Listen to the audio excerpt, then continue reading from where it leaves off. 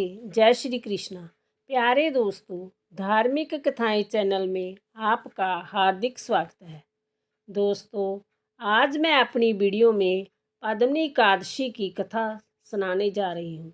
दोस्तों, पुरुषोत्तम मास के शुक्ल पक्ष की एकादशी पद्मनी एकादशी कहलाती है।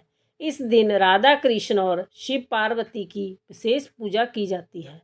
जहाँ तक व्रत के विधि विधान का प्रश्न है, अन्य एकादशियों के सदृश ही है, परंतु दान को विशिष्ट महत्व प्राप्त है। दिक्क मास की दोनों एकादशियों के दिन दान का विशेष महत्व है। धर्मराज युधिष्ठिर ने कहा, हे पुरुषोत्तम, दिक्क मास के शुक्ल पक्ष की एकादशी का नाम क्या है? इसके नाम, व्रत की विधि तथा महात्म विस्तार पूर्वक मुझे बतलाने की कृपा कीजिए। भगवान श्री कृष्ण ने कहा, हे पांडव पुत्र, पुरुषोत्तम मास, अधिमास अथवा माल मास के शुक्ल पक्ष की एकादशी को पद्मनी एकादशी कहा जाता है। यह नेक पुण्यों को देने वाली है। इसका व्रत जतन पूर्वक करने से मनुष्य विष्णु लोक को प्राप्त होता है। इसके महात्म का पूर्ण वर्णन करने की समर्था चार मुखों वाले ब्रह्मा में भी नहीं है। फिर भी पूर्व काल में ब्रह्मा जी ने पापों को समूल नष्ट करने वाली इस पद्मनी एकादशी के व्रत का जो महात्म कहा है, वही मैं तुमको सुनाता हूँ। दोस्तों, यदि आपने यूट्यूब चैनल धार्मिक कथाएं लाइक और सब्सक्राइब नहीं किया तो ज़रूर करें। बेल आइकन दबाना ना भूलें ताकि आने वाली सभी वीडियोज़ की जानकारी आपको सबसे पहले हो सके। वीडियो को पूरी सुनने के बाद कमेंट बॉक्स में राधे राधे लिखना ना भूलें। दोस्तों, भगवान श्री कृष्ण बोले, हे राजन, दशमी के दिन व्रत आरंभ करे। दशमी के दिन कांसे के पात्र में भोजन करना तथा मूंग, मसूर, चना, कोदो, साग, मधु और प्राय अन्न का सेवन, यह 8 चीजें वर्जित है। नमक नहीं खाना चाहिए, भूमि पर सोवे तथा ब्रह्मचार्य से रहे। एकादशी के दिन प्रातःकाल उठकर शौच आदि से निवृत्त हो दांत धावन करे और 12 कुल्ले जल के करके शुद्ध हो जाए।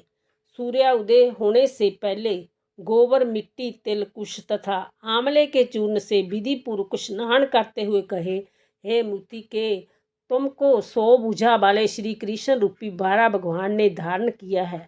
ब्रह्मा जी ने तुमको दिया है और कश्यप मुनि से आमंत्रित की गई हो। मेरे नेत्रों वाले और सारे शरीर में लगकर मेरे अंगों को पवित्र करो। हे मृत्युके, मैं तुमको नमस्कार करता हूँ। समस्त औदस्यों से उत्पन्न और गांव के उदर में स्थित पृथ्वी को पवित्र करने वाला गोबर मुझे शुद्ध करे। ब्रह्मा जी के थूक से उत्पन्न लोक को पवित्र करने वाले आंवले, तुमको नमस्कार है। तुम्हारे स्पर्श से मेरा शरीर पवित्र हो। हे शंख चक्र गदा धारण करने वाले विष्णु भगवान, आप मुझको अपने तीर्थ में स्नान की आज्ञा दीजिए। इस प्रकार वरुण के मंत्रों को पढ़ता हुआ गंगा आदि तीर्थों का स्मरण कर जलस्य में विधि पूर्वक स्नान करे। मुख, पीठ, हृदय तथा शरीर का खूब अच्छी तरह मार्जन करे। फिर सुंदर स्वच्छ सफेद वस्त्र धारण करे। संध्या तर्पण आदि नित्य नियम करने के बाद विष्णु भगवान के मंदिर में जाकर उनकी पूजा आराधना करे। तत्पश्चात घर आकर स्वर्ण के बने हुए राधिका सहित कृष्ण और पार्वती सहित भगवान शिव का विधि पूर्वक पूजन करी। कलश के ऊपर तांबे या मिट्टी के पात्र में स्वर्ण अथवा चांदी की विष्णु भगवान की मूर्ति स्थापित करके पूजन करी। प्रेम के वशीभूत होकर भगवान के सामने नृत्य और गायन तथा कीर्तन आदि करी। नीच मनुष्यों से वार्तालाप ना करे तथा झूठ ना बोले। राजसभा का स्पर्श ना करे तथा ब्राह्मण तथा गुरु की निंदा भूलकर भी ना करे। इस दिन धर्मशास्त्रों और पुराण आदि की कथा सुननी चाहिए। पद्मनी एकादशी को जल भी नहीं पीना चाहिए। यदि ना रहा जाए तो केवल थोड़ा सा जल पी लवे। यदि शक्ति ना हो तो फलाहार कर ले। समस्त रात्रि भगवान का कीर्तन, पूजन तथा जागरण करना चाहिए। प्रथम पैर की पूजा में नारियल, दूसरे पैर में बिल्व फल, तीसरे में सीताफल और चौथे पैर में सुपारी तथा नारंगी अर्पण करनी चाहिए। प्रथम पैर का पूजन करने से अग्निष्टोम यज्ञ का फल प्राप्त होता है। दूसरे पैर की पूजा से वाजपेयी यज्ञ का फल मिलता है।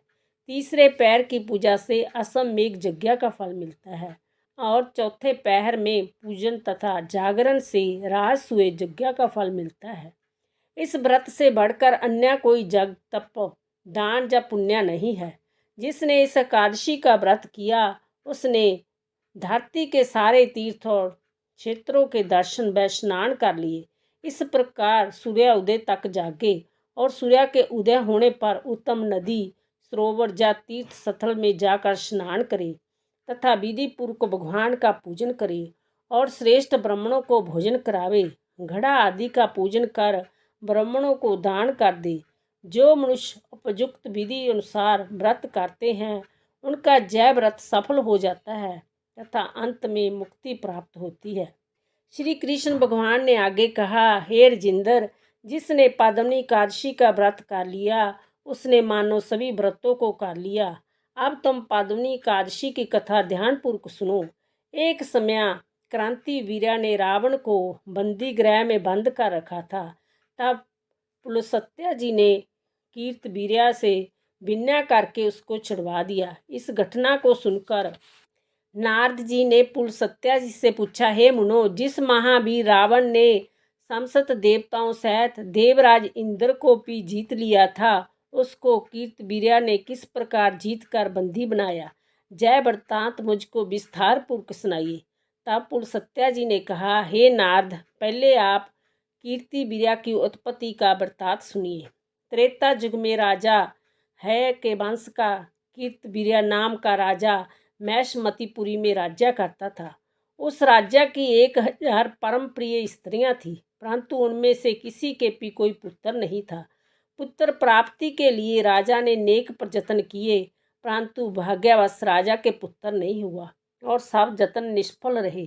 पुत्र के बिना राजा को सारा राज्य दुखमय प्रतीत होता था। कुछ काल बाद राजा को जय ज्ञात हुआ कि तप से सभी अभीष्ट फल की सिद्धि हो सकती है।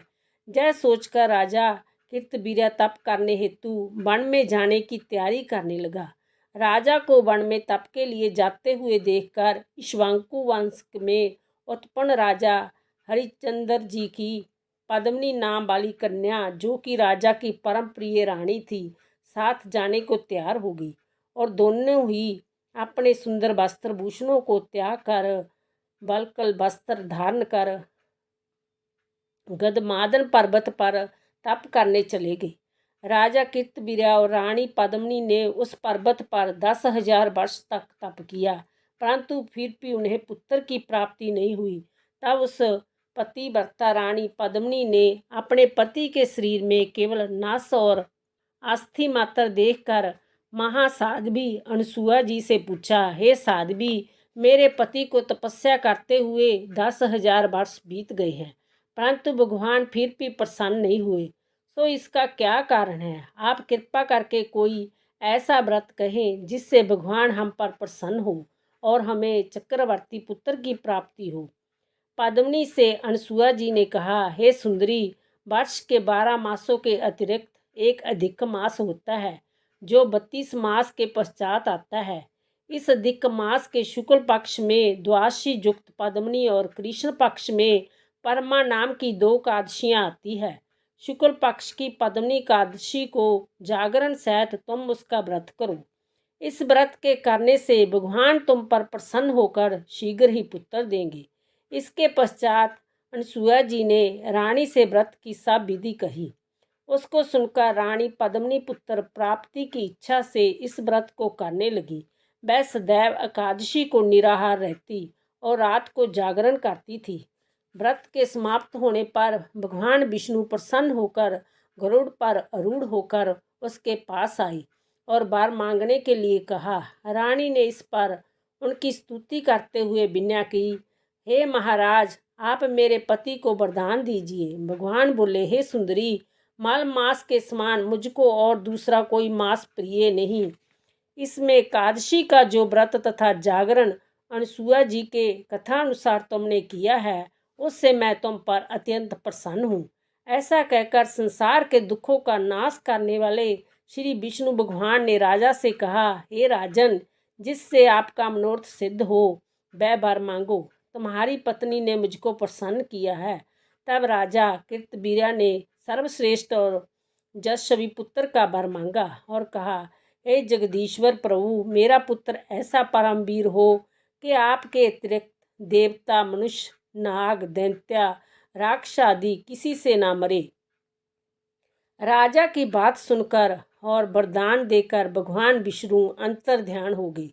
इस वर के प्रभाव से पद्मिनी के कीर्तवीर्य नामक तेजस्वी पुत्र उत्पन्न हुआ।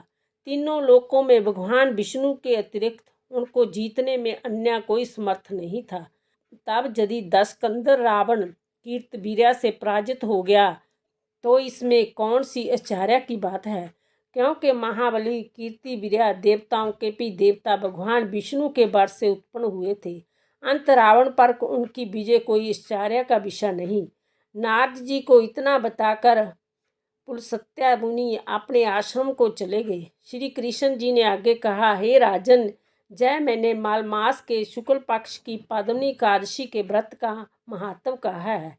जो कोई इस व्रत की कथा को पढ़ते या सुनते हैं वह भी संसार में यशस्वी होकर अंत में अनंत काल तक विष्णु लोक में वास करते हैं। बोलो विष्णु भगवान की जय। बोलो राधा रानी की।